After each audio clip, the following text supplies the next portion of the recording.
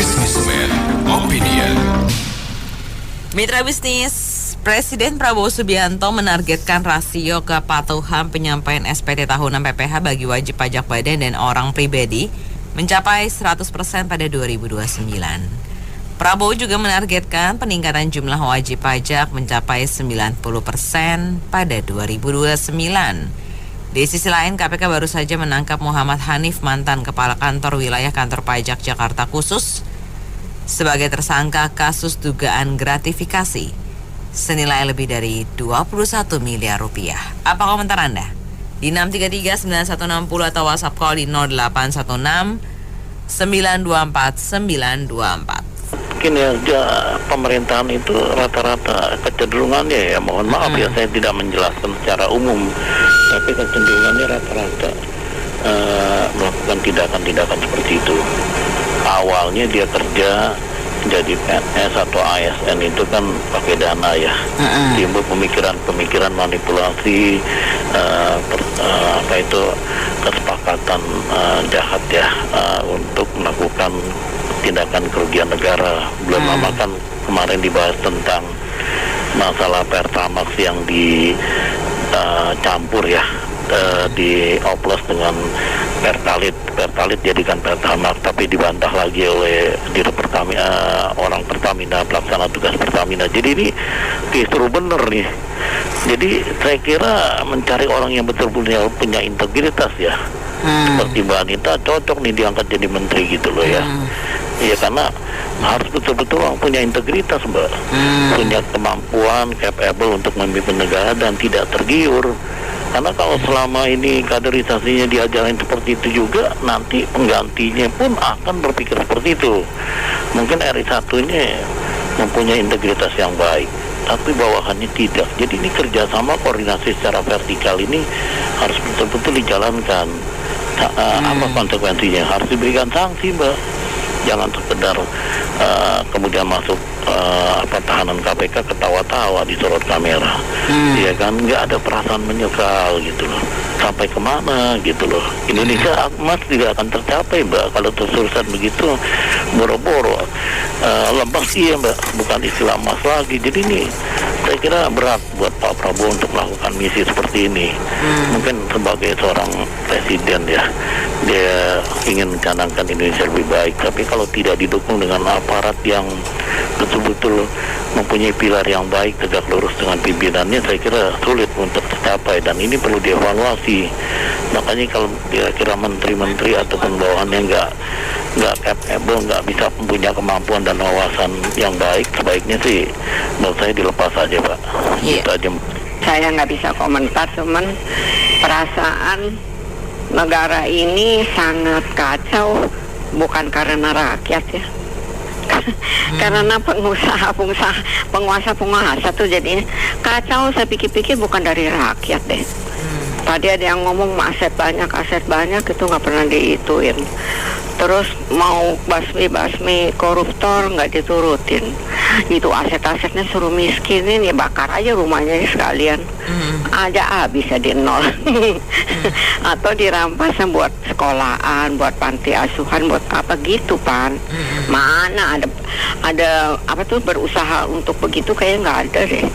Terus saya cuma pikir ini yang bikin berantakan begini bukannya rakyat, penguasanya sendiri rasanya tuh. Tahu betul apa enggak? Ya udah deh, makasih ya. Saya merasa ini banyak perusahaan tutup ya, Sanken, Danbi, yaitu Yamaha Musik, PHK banyak gitu loh. Jadi pendapatannya kan berkurang pajaknya. Jadi kenapa yang ada itu diperes gitu, seakan-akan ya ini yang ada aja udah berkurang gitu loh. Harusnya dipikirin gimana agar perusahaan-perusahaan itu ya bisa bertahan atau nambah gitu loh. Jadi pemasukannya bertambah, bukan yang itu nggak dipikirin gitu loh. Yang ada diperes terus. Jadi gimana ya? Nah itu kalau saya nggak bisa bilang apa yang petugas pajak itu korupsi aja, kita nggak bisa bilang gitu. Perusahaannya juga mau kan, dia mau bayar pajak lebih sedikit. Harusnya kan kalau misalnya hukumannya itu juga kena. Jadi yang perusahaan yang mau suap ini petugas pajak ini juga kena sanksi gitu loh. Jadi istilahnya dia juga bisa kena denda. Jadi untuk selanjutnya perusahaan yang mau pakai jasa-jasa seperti ini dia mikir 2 kali. Dia kalau misalnya ketahuan, kan pasti ketahuan. Suatu saat pasti ketahuan. Nah, bukannya harusnya bayar segini, bisa dendanya lebih mahal. Harusnya dipikirkan begitu caranya gitu. Jadi saya merasa jangan dikejar-kejar terus deh gitu loh. Cuma nih buat program makan gratis atau gimana gitu loh. Maksud saya, aduh, di pikiran nih orang butuh kerja, butuh lapangan kerja. Jangan mikirnya narik pajak terus gitu loh. Itu aja. Iya, menurut saya kalau membahas kasus korupsi di negara kita kemungkinan sulit untuk berhenti atau berkurang saja, kemungkinan sedikit. Masih banyak orang korupsinya. Karena hukuman koruptor itu ringan. Andai kata yang kemarin April Muiz berapa tahun itu 6,5 tahun lalu di pengadilan tinggi kasasi jadi 20 tahun, itu kan masih dapat remisi kan bisa 4 atau 5 tahun satu kali remisi, sedangkan di dalam setahun ada kurang lebih 2 kali dapat remisi, yaitu di hari raya agama atau hari raya kemerdekaan. Ya kalau masih dapat remisi segitu banyaknya 4 sampai 5 tahun bisa didapat, ya tinggal sebentar hukuman, bahkan bisa bebas bersyarat. Jadi mungkin hanya sebentar hukuman fisiknya, lalu aset dari uang korupsi tidak disita semua. Mereka masing-masing dapat puluhan triliun, tapi akunya sedikit, 400-an miliar, ada itu bohong juga ya. Itu pun tidak disita semua ya. Jadi hanya disita sedikit, 210 miliar. Jadi mereka nanti keluar dari penjara kemudian masih kaya raya. Dari dulu begitu, dari zaman Orde Lama, Presiden Soekarno-Hatta sampai sekarang. Perlakuan pada koruptor, hukumannya ringan, hukuman fisiknya, dan juga tidak disita semua asetnya. Larinya adalah rakyat dipajaki nanti naik terus, dan setiap tahun kemungkinan, dan juga BBM harganya dinaikkan. Akibatnya barang dan jasa harganya naik, yang nanggung rakyat banyak.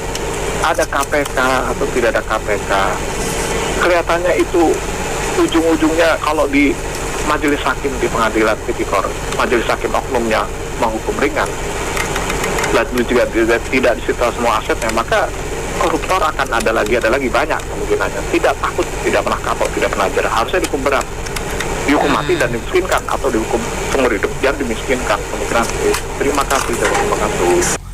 Kita mau bayar pajak aja kadang kita itu bingung, mau isinya susah, ya kan, pakai aplikasi susah, jadi rumit. Itu satu. Kedua, pemerintah harus menetapkan itu yang mana seharusnya, kalau yang UKM-UKM yang kecil, yang batas berapa gitu, nggak usah gitu loh. Itu kedua. Ketiga, sekarang rakyat mau bayar, sedangkan di pemerintahnya aja masih korupsi begitu, kita bingung juga ya. Aduh, pusing ya.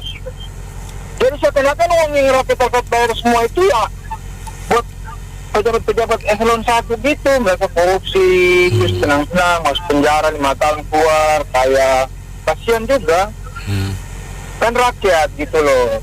Jadi bingung, saya banyak sebenarnya kalau mau dilihat semua. Saya di Indonesia ini kan daerah bayar pajak banyak sebenarnya.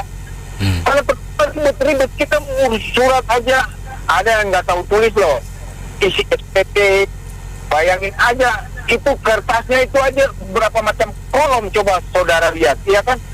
Dari atas sampai bawah pusing kita lihat. Harusnya tuh udah canggih begini dibikin yang lebih gimana gitu, biar sekali bayar udah cek sekalian, udah gitu. Pusing isi nomor itu, nomor ini, aduh, pusing kepala kita mau lihat kertasnya aja pusing. Kalau bagi saya mah bayar pajak bangga karena ada yang dibayar. Bangga, 100% juga bangga banget karena ada yang dibayar. Daripada orang lain nggak bayar pajak tapi nggak ada yang dibayar kan lebih sedih. Nah, terus kalau bagi yang korupsi ya biarinlah kita masing-masing.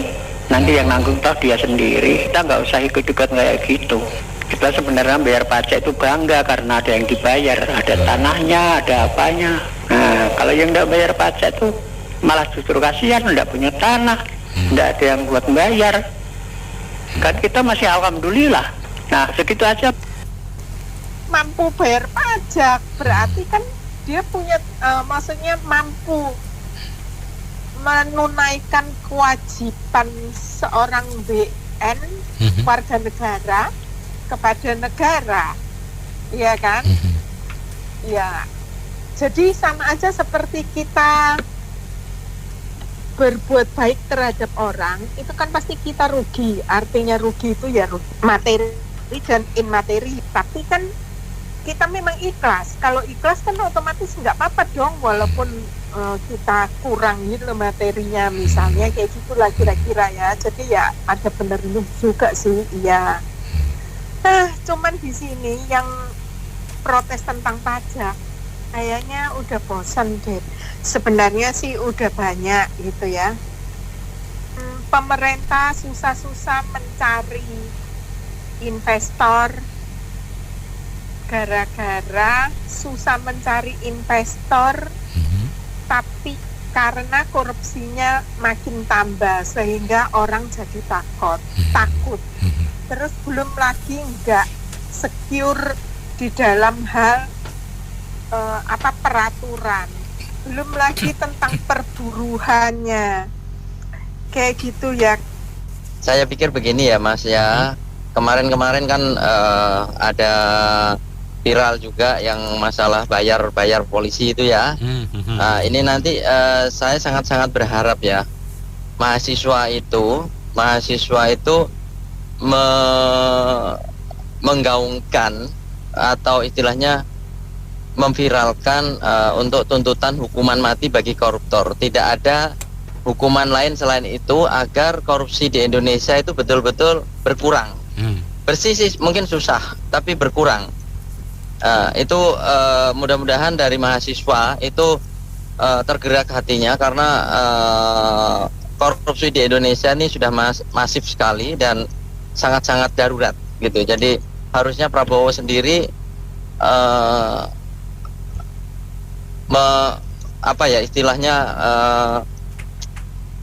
untuk korupsi yang di Indonesia ini harusnya udah darurat gitu loh, darurat korupsi negara Indonesia ini.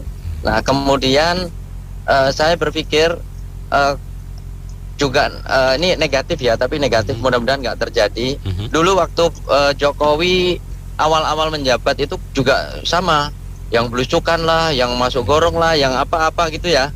Nah itu ujung-ujungnya juga nanti kayak yang terakhir gitu. Nah ini apakah gebrakan doang atau kira-kira Prabowo ini serius apa enggak ya gitu loh. Saya masalahnya kalau sebelahnya tuh masih anaknya Jokowi, aduh saya khawatir Prabowo tuh hanya dipakai boneka doang gitu, karena udah jelas-jelas menyatakan yang mensukseskan dia sebagai presiden itu Jokowi pada waktu deklarasi Gerindra waktu itu. Nah jadi saya khawatir ini cuman istilahnya buat nyenengin rakyat doang lah kayak gitu awal-awal menjabat, biar seolah-olah beneran gitu. Nah ternyata gembos juga gitu kalau kita ini ya pikiran negatif kayak kemarin sebelumnya ya. Jokowi kan juga gitu sebelumnya revolusi mental lah apa, tapi mentalnya dia sendiri juga kacau juga akhir-akhirnya gitu. Iya gitu ya, jadi sampai merusak konstitusi, memperkosa lah istilahnya. Mudah-mudahan saya berharap Prabowo juga cepat ambil tindakan, dalam arti gini, kalau saya boleh bilang seperti Wapres itu ya kemampuannya RT doang lah gitu loh, sebaiknya ditaruh di pojokan, diganti Ahok gitu, itu baru bener itu kalau mau ngurus negara gitu. Ya ini kan memang pemerintah kita lihat akhir-akhir ini kan kebijakannya memang aneh-aneh ya, dan punya staf ahli banyak, tapi pengkajiannya atau seperti apa, ini lebih mencari popularitas. Tapi yang pasti dengan kejadian-kejadian yang selama ini itu pemerintah nggak pernah minta maaf ya ke rakyat ya. Harusnya kalau dia minta maaf, dikaji salahnya apa, dengan legowo kita bisa mencari solusinya harusnya. Jadi apalagi itu yang pidato Pak Prabowo waktu ulang tahun Gerindra kan sepertinya ya memang kebijakan dia itu sudah benar gitu. Harusnya untuk mahasiswa sudah dan sudah harusnya dikaji ulang lagi. Minta maaf lah ke rakyat kalau memang salah. Banyak kejadian-kejadian yang memang merugikan rakyat. Terima kasih. Dedi pergi ke diskotik bawa fuso tak ajak-ajak. Cakep. Pemerintah galak-galak untuk dapat uang dari pajak. Bener itu, Kong. Lu ke diskotik bawa fuso nggak ajak-ajak lu. Ngapain ajak barang enak gak usah diajak deh. Yoi. Ya kalau saya sih nggak ahli ekonomi ya. Cuma kalau suatu negara nggak ada pajak kan nggak mungkin di dunia ya. Bener nggak? Cuma pajak kita ya umpama saya sebagai ya orang pengusaha, saya ikhlas bayar pajak untuk membangun negara kan. Uang dari pajak ada yang dikorup, jadi makan untuk bangun infrastruktur jalan, antar pulau, jembatan seperti di Tiongkok kan, benar nggak? Bangun jembatan, bangun tempat-tempat hiburan, ini oke aja, so kita hidup sini ya. Iya. Ya, tapi dikasih di mbak, gimana benar? Ya siapa mau ya? Iya. Ya saya kita kalau pemerintah mau dapat pajak jadi UMKM, benar nggak seberapa ya?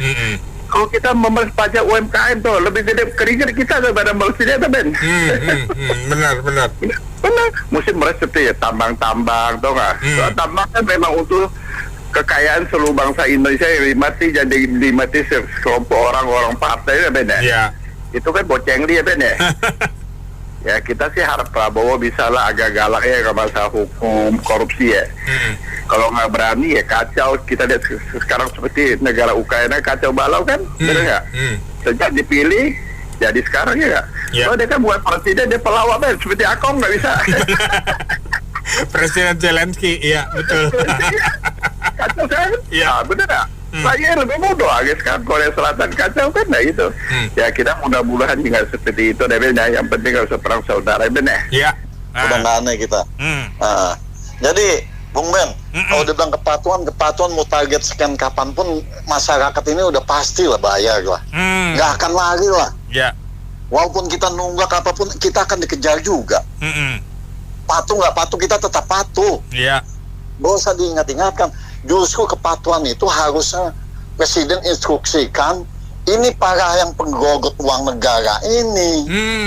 Itu yang intel-intelnya harus bergerak semua.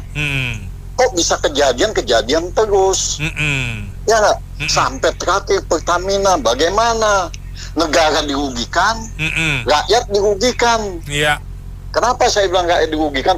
Bayangin aja beli Pertalite dioplos Pertamax. Harga Pertamax, enggak? Minta tagihan harga Pertamax, padahal beli Pertalite. Nanti kejual ke masyarakat Pertamax juga 2 kali buntung, bukan 2 kali untung ya, bukan 2 kali buntung ya. Yang korup 2 kali untung. Iya, 2 kali untung ya kan. Jadi kembali lagi kita bilang itu yang harus intel-intelnya digerakkan. Jangan sampai kita kecolongan terus kayak begini negara. Rakyat udah akan bayar pajak. Walaupun rakyat akan nunggak tetap dikejar. Yang kayak begini harus dikejar. Para koruptor ini yang harus dikejar benar-benar. Kita ada intel kita, kerahkanlah intel kita ini. Apalagi Pak Prabowo ini kan basicnya kita tahu lah. Apalagi dia anak begawan ekonomi. Wah, kita mendukung lah Pak Prabowo ini di belakangnya di backup rakyat lah. Gak usah takut-takut lah. Rakyat membackup. Coba yang sudah kelihatan, yang sudah ketahuan, ajukanlah ke meja hijau. Ya nggak? Disidangkan. Para jaksa kita ini sekarang udah hebat, penegak hukum kita ini. Para hakim kita juga udah menunjukkan apa keinginan presiden kita ini. Ya, dia diajukan ke meja hijau, nanti putusan bagaimana-mana, nanti Indonesia ini akan hijau, bersih dari tikus-tikus ini. Kalau ketegasan belum masih begini-begini saja, lanjut lagi, rakyat lagi. Rakyat tetap patuh kok membayar pajak. Begitu saja Bung Ben. Assalamualaikum. Nggak ada habisnya pokoknya, kayak sinetron yang tersanjung tuh dari 1 sampai berapa. Sama kayak kita kalau dibikin sinetronnya bro. Benar-benar. Korupsi BUMN A, ntar BUMN B, BUMN C. Nah, sampai udah jet AA lagi ntar BUMN AA ulang lagi tuh. Jadi gini, menurut aneh nih ya bro ya, pemerintah kerjain dulu PR-nya. jangan cuma bisa minta. Betul nggak, bro? Lu kerjain apa yang menjadi porsi lu. Beresin PR lu. Nggak usah lu kejar pajak. Kalau PR lu bener, orang tuh otomatis juga bayar pajaknya seneng. Iya, betul. Pakai logikanya begitu yang dipakai, bro. Enggak? Analogi gue gini, bro. Lu mau masuk lapangan parkir, lu mesti bayar parkir. Betul. Tapi ketika lu parkir, lu dapet tukang parkir yang helmnya lu diplastikin supaya nggak kehujanan, Iya. Jok lu ditaruhin kardus supaya nggak panas. Berarti kan lu bayar parkirnya itu, happy. Sama kayak pajak, lu bayar pajaknya seneng, ya nggak? Tapi kalau lu udah bayar parkir, spion lu hilang, ya nggak? Pelek lu hilang, ya nggak? Iya. Terus lu mau keluar bodo amat, kan kayak begini negara kita ya, bro. Bodo amat, lu mau keluar sono, spion lu mau hilang sono, bukan urusan gua, nggak? Yang penting gua dapet duitnya, gua bisa pesta pora tukang parkirnya, habis itu dia minum miras, nggak? Sama judi. Apa bedanya, bro, sama korupsi? Sama aja, analogi gua ke sono. Benar. Iya dong. Jadi lu aja nggak beresin PR, Pak Prabowo, lu PR beres, nggak ngangkatnya 100% orang juga bayar, ya nggak? Iya dong. Contoh Cortex. Lu lihat, mau gebu-gebu, lu paksa orang, lu bikin susah WP, dosa lu gede, ya nggak? Karena dikutuk sama orang, ya nggak? Lu pikir lu paksain Cortex orang seneng, kan dia pajak-pajak juga, iya nggak? Lu mau bagus, sistem lu aja amburadul, iya nggak? Nah, terus konsep pajak, bro, pajak itu kagak ada istilahnya turun. Lu lihat dah, APBN kita selalu naik, ya nggak? Betul. Sama kayak kabinet kita jumlahnya naik terus. 100 orang gendut dah, ya nggak? Lah secara bisnis ada naik ada turun logikanya. Lu mau naik mulu, bapak moyang lu yang bikin usaha, kan begitu ya kalau bapak kita ngomongnya, ya nggak? Iya. Iya, udah hukum nggak jelas, APBN-nya bocor kemana-mana, bro. Kalau bocor mending bocor alus, ya nggak? Iya dong. Ini bocor triliunan, bro. Masya Allah, lus dada gua kali ini serius, bro. Ya nggak bercandanya tapi serius, bro. Ya nggak? Agak keras. Ya karena apa? Selama ini kita cuma dijanjiin aja, ya nggak? Ya demi rakyat, atas nama rakyat. Rakyat yang mana? Rakyat di DPR, ya nggak? Ini Senayan. Buat kita rakyatnya di BUMN, udah dah Pak Prabowo, buat gua mah cuma satu, Bapak beresin PR Bapak aja. Makasih, bro. Temen kita baru dari KL, dia nanya sama orang KL, ya kan, bro, lu bayar itu pajak Alphard berapa di KL? Oh, dia bilang cuma kalau dirupiahin 2 juta, bro, katanya, ya kan. Ya di sini ya kan kita bayar 10-11 juta gitu aja. Jadi kayak mana ya kan, penduduk lebih banyak dari Malaysia ya kan, tapi mereka membayar pajak itu jauh lebih rendah ya kan. Kalau begini kan kita udah tahu ya kan, karena tax ratio-nya di Indonesia kan cuma 10%. Ya kita inilah yang dihajarin terus gitu ya, yang 10% ini, karena kan dari PPN sama PPH kan lebih besar, itu kan PPH gitu aja ya kan. Kita terus yang dihajarin ya, udah setor duit ya kan, udah gitu duitnya digimanain tuh. Wah, itu yang jadi repot. Kenapa? Karena semuanya juga dikorupsi ya kan. Apalagi sekarang ada Danantara ya kan. Pilihannya Danantara mau jadi Temasek atau mau jadi Pesek nih, gitu aja. Ya kan, kalau jadi Temasek bener gitu aja, ya kan, bagus gitu aja. Tapi kalau mau jadi tuh MDB kan repot, kita jadi Pesek bener gitu. Ya kan, ya Asabri aja begitu 22 triliun ya kan. Jiwasraya aja udah segitu gitu ya kan. Ini kita mau diapain lagi sih gitu ya kan. Udah pusing gitu aja ya kan, bisnis juga begini ya kan. 800 T mesti dibayar tahun ini. Udah itu APBN juga short 300 T gitu ya kan. Mau gimana gitu aja deh Pak Ben. Mau makan rujak pakai terasi. Cakep. Mengenjot pajak tapi orangnya pada korupsi. Masuk Pak Setiawan. Ya ini PR-nya tadi udah diwakili Pak Tony ya. Iya. Kalau PR-nya nggak diberesin, orang pajak masih ya itu model Rafael Alun ya. Bener. Ceritanya mana lagi tuh Rafael Alun? Hah? Udah Rafael Alun ada ceritanya apa ya sekarang? Ya itu dia tuh. Ada di penjara atau enggak ya?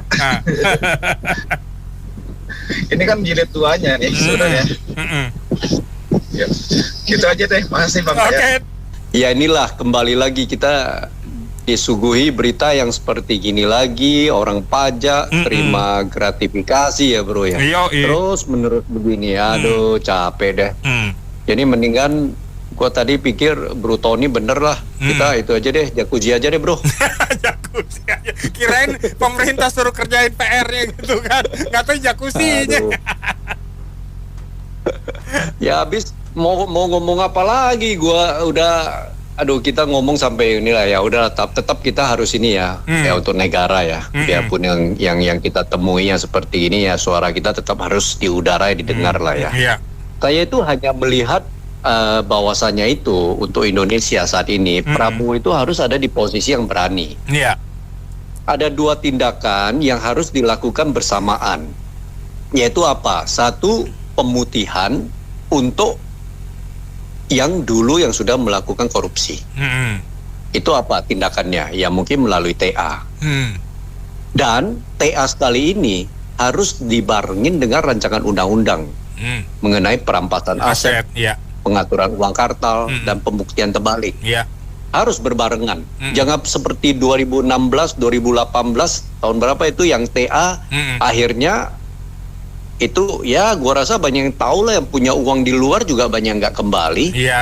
Karena apa? Karena sepertinya hanya untuk menggalang untuk APBN negara, mendapatkan dendanya aja. Saya pikir kali ini Prabowo harus ada di posisi yang sungguh berani, karena kita semua ada di belakang beliau. Tapi di belakang bukan jorokin ke kali ya bro ya. Ya maksudnya kita dukung beliau untuk benar-benar berani menegakkan 2 hal ini. Nah 2 hal itu kok beliau bisa melakukan pendekatan dari sisi politik dengan partai politik, dan ini bisa dilakukan. Saya kira Indonesia ke depan akan ada harapan untuk Indonesia emas terhadap hukum, penegakan hukum dan lain-lain. Karena yang ketangkep ini, yang orang pajak yang gratifikasi ini kan sebenarnya orang bawa-bawa juga kan, mau dibilang dia kepala apanya kek. Sebab dari atas nggak memberikan contoh bahwa apabila terjerat jaksa atau jaksa KPK terjerat, hukumannya nggak membuat mereka jerah bro. Enggak. Habis duit yang dikorupsi jauh lebih gede daripada masa tahanannya, dapat remisi inilah, dapat potongan inilah. Habis keluar anak bini masih ke Plaza Senayan beri helme bro. Bener. Mending ke Plaza Senayan, di Singapura belanjanya. Iyalah jauh lebih jauh lagi ke Singapura dia. Kita beli yang itu Bottega atau apa itu. Bottega, bener. Bottega atau Veneta Bottega atau apalah. Ya kan? Nah ini yang harus ditegakkan. Kemauan politik itu harus bisa diberdayakan oleh Prabowo sehingga rancangan undang-undang ini bisa berhasil dan jaksa bisa menuntut mereka untuk dirampas aset. Aset yang dirampas itu adalah vertikal dan horizontal. Termasuk memungkinkan nama anak, nama orang tua kalau mereka nggak bisa buktikan bahwa itu aset adalah hasil dari usaha mereka, rampas. Kalau itu dilakukan, yang atas-atas kena, gue yakin yang bawa-bawa petugas-petugas pajak lah, yang turunan ke bawah itu udah mulai keder dia. Betul. Mikir 2 kali udah. Bahkan disiplin akan tercipta, semakin tercipta di masyarakat kita. Nah itu pandangan gue lah. Nggak tahu si Prabowo berani apa enggak. Harus berani lah. Kan? Kita bantuin kalau perlu. Ya udahlah kita ajak dia jacuzzi juga bro. Siapa? Saya mau komentar ya, jadi berapapun ya target yang diberikan oleh pemerintah, gue yakin pasti tercapai. Oke. Ya karena apa, rakyat tuh apa sih, nggak bisa ngapain. Tetapi gue mau kasih tau gini, ini kan dilakukan ini karena kita ini tahun ini saya sudah bilang saya orang finance karena kita kurangan uang PBN, oke? Tapi yang saya mau kasih tahu bahwa berapapun uang kita Indonesia ini kalau dalam rumah tangga, satu rumah tangga, kalau cara ngelola negara kayak gini tidak pernah akan cukup buat APBN. Kenapa? Masalahnya satu, hukumnya ngaco. Ya, jadi katakanlah tercapai 2029 tapi APBN-nya tetap kurang. Karena apa? Yang dikorupsi. That's it. Simpel aja. Jadi memang kalau mau beresin APBN, menurut saya beresin dulu hukumnya dong. Kalau masalah target saya jauh-jauh. 2018 ya, itu ada yang namanya tax amnesty. Iya. Dan tidak tercapai. Saat itu kita pegawai BUMN malah dipajak, malah diminta laporan. Gue ngapain laporan pegawai paling berapa sih? Itu kan goalnya tax amnesty itu adalah bawa uang yang dari luar bawa ke dalam. Dan itu nggak berhasil, yang dipakai adalah infra pegawai. Contoh. Jadi bahwa memang kalau program nggak berhasil, nanti akan dikejar terus. Kita dianggap goblok gitu rakyat. Kasian banget ini para pemimpin. Dan gue percaya tadi ada teman yang buat baca sejarah, saya ingatkan, tidak ada pemerintahan manapun yang bisa langgeng seumur Soekarno kurang hebat apa? Rontok. Soeharto kurang hebat apa? Rontok. Jadi ini masalah waktu. Ya, saya pikir teman-teman hanya masalah waktu kapan ini orang-orang yang 10 tahun ini ngaco bikin keuangan. Saya kasih gambaran 3.200 belanja negara. Kalau saya sering bilang sama teman-teman itu bahwa anggaplah di rumah kita biasa 3.200. Sekarang gue bilang, uang lu gue kurangin ya, 400 buat bayar bunga, 800 buat bayar pokok. Berarti lu sekarang di rumah gue kasih cuma 2.000. Bayangin ibu-ibu yang biasa saya sebulan 3.000 jadi 2.000. Mikir jungkir balik. Padahal yang 1.000 itu gue pakai hutang buat yang tidak produktif. Kalau gue hutang, gue bilang oke, papa mau beli sesuatu untuk usaha, oke. Tapi gue bilang gue mau beli rumah kedua, gue mau beli mobil kedua yang tidak produktif akibatnya sekarang. Jadi kembali lagi mengenai pajak, berapapun ini pasti saya yakin bayangannya adalah bahwa kalau pajak 100% berarti APBN amat. Enggak juga, emang dirampok. Iya. Terima kasih, mohon maaf.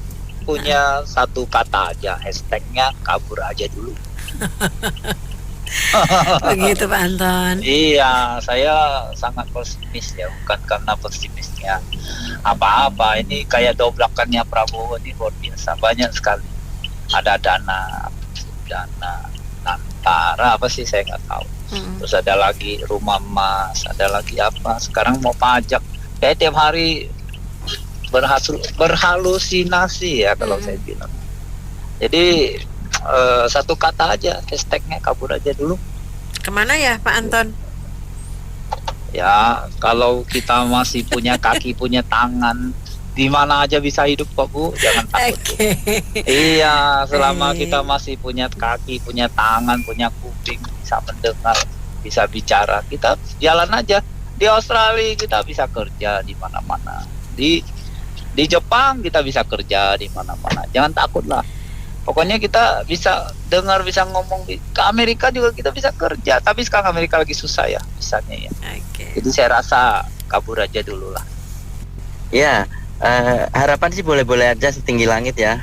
Hanya saja kalau sistem-sistem saat ini masih amburadul, carut-marut seperti sekarang ya, saya berpikir nggak memungkinkan lah itu bisa tercapai. Kecuali betul-betul ada yang konsisten, kemudian memperhatikan, memantau, memonitor begitu. Nah, tapi kalau selama ini itu tidak bisa berhasil, kenapa? Karena gagasan-gagasan doang, tapi tidak semacam tidak apa ya, tidak ada monitoring seperti itu.